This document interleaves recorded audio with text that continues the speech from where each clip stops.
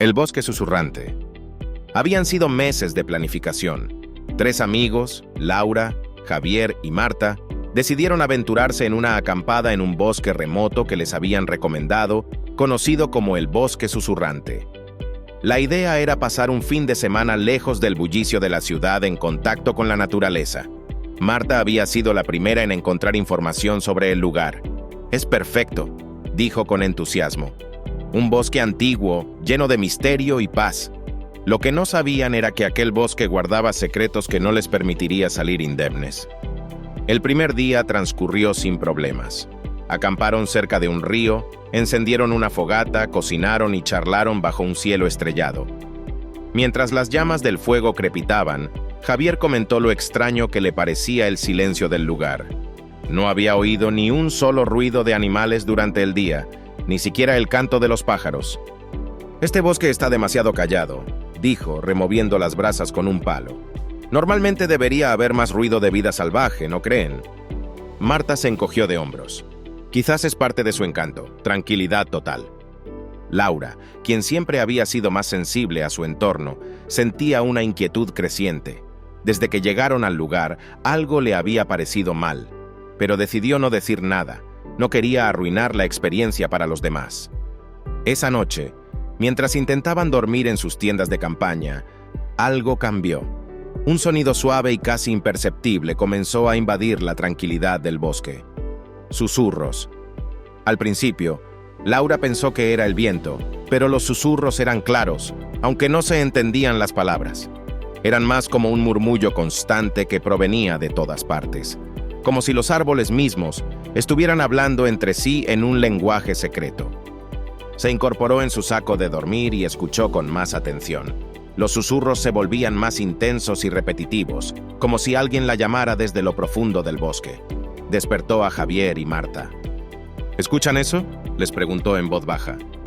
Javier se sentó frotándose los ojos, todavía aturdido por el sueño. «¿El qué?», preguntó, pero en cuanto puso atención, su expresión cambió. «¿Qué demonios es eso?». Marta también se despertó, con una mezcla de sueño y preocupación. Los susurros se hacían cada vez más nítidos, envolviendo el campamento como si fueran cientos de voces lejanas, algunas sollozando, otras murmurando frases incoherentes. «No puede ser el viento», dijo Laura levantándose. «Esto suena humano». Decidieron salir de las tiendas y encendieron sus linternas, iluminando la oscuridad que los rodeaba. El bosque se veía desolado, pero los susurros no cesaban. De hecho, parecían estar guiándolos, como si alguien los estuviera llamando desde algún lugar más profundo en el bosque. «Tal vez deberíamos ir a investigar», dijo Javier, aunque no sonaba del todo convencido. «¿Estás loco?», protestó Marta. «No sabemos qué hay ahí fuera y esto…», hizo un gesto hacia los árboles. «Esto no es normal». Pero algo en Laura los empujaba a seguir esos susurros. Sentía una atracción innegable hacia esa dirección, como si los susurros estuvieran pidiendo ayuda. Había una urgencia en ellos, algo angustiante, como una voz atrapada en el tiempo. «No creo que estemos solos aquí», dijo Laura casi en un susurro, y sin esperar respuesta comenzó a caminar hacia el origen de los sonidos. Javier y Marta la siguieron, aunque con gran reluctancia. Mientras se adentraban en el bosque, los susurros se volvían más claros, más personales. Laura podía jurar que una voz la llamaba por su nombre. «¿Lo escuchan?», preguntó mirando a sus amigos. «Está diciendo mi nombre». «Yo no escucho tu nombre», respondió Marta con el rostro pálido. «Pero está diciendo algo. No sé qué, pero no es bueno». Los árboles parecían cerrarse sobre ellos a medida que avanzaban, como si el bosque cambiara de forma, enredándose en sí mismo para evitar que encontraran el camino de regreso. De repente, llegaron a un claro. En el centro, había una antigua fogata apagada, y junto a ella, algo que los hizo retroceder de inmediato. Era una mochila, vieja, roída por el tiempo y el clima. Cuando Javier se acercó para inspeccionarla, encontró una identificación dentro. Era de un hombre llamado Carlos Ramírez. «Esto no puede ser», dijo mirando la tarjeta con el ceño fruncido. «Este hombre desapareció aquí hace años. Lo leí en un artículo. Nunca encontraron su cuerpo». En ese momento, los susurros cesaron. El bosque se sumió en un silencio sepulcral, tan denso que los tres sintieron que apenas podían respirar. Pero entonces, algo se movió en la oscuridad. Una figura emergió entre los árboles, caminando lentamente hacia ellos. Era un hombre, o lo que alguna vez fue uno. Su rostro estaba pálido, casi traslúcido, y sus ojos vacíos brillaban con un ligero resplandor. Parecía estar atrapado entre el mundo de los vivos y los muertos.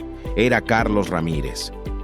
«Ayúdenme», dijo la figura con una voz desgarrada, apenas audible. Laura sintió un nudo en la garganta. No era un fantasma ordinario. Su presencia irradiaba desesperación. No era solo una aparición.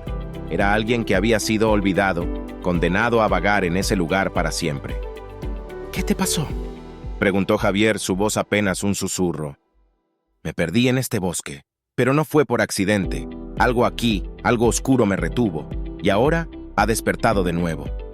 Antes de que pudieran hacer más preguntas, la figura de Carlos comenzó a desvanecerse, pero no sin antes señalar con una mano temblorosa hacia el suelo, cerca de la antigua fogata. Marta se agachó para investigar y encontró lo que parecía ser una abertura en la tierra. Al excavar un poco con las manos, revelaron una trampa antigua y oxidada, una entrada a una red de túneles subterráneos. «Esto no estaba en los mapas», dijo Marta, su voz temblando. Javier iluminó con su linterna el interior de la abertura, pero lo que vio lo dejó petrificado. Dentro había cuerpos apilados, restos humanos de antiguos excursionistas que habían desaparecido a lo largo de los años, todos atrapados por algo que había estado cazando en ese bosque durante décadas, algo que aún seguía allí, esperando. De repente, el aire alrededor de ellos se volvió más pesado y los susurros regresaron, pero esta vez no eran suaves. Eran gritos de advertencia, advertencias de un mal que se acercaba rápidamente. Laura sintió un escalofrío recorrerle la espalda cuando una sombra oscura emergió de entre los árboles, una figura distorsionada que se movía con una velocidad inhumana hacia ellos. ¡Corran!, gritó Javier, pero cuando se dieron la vuelta para huir, el bosque parecía haber cambiado de forma de nuevo, atrapándolos en un laberinto sin salida. El bosque susurrante no los dejaría escapar. Como había hecho con Carlos y los demás, los estaba reclamando.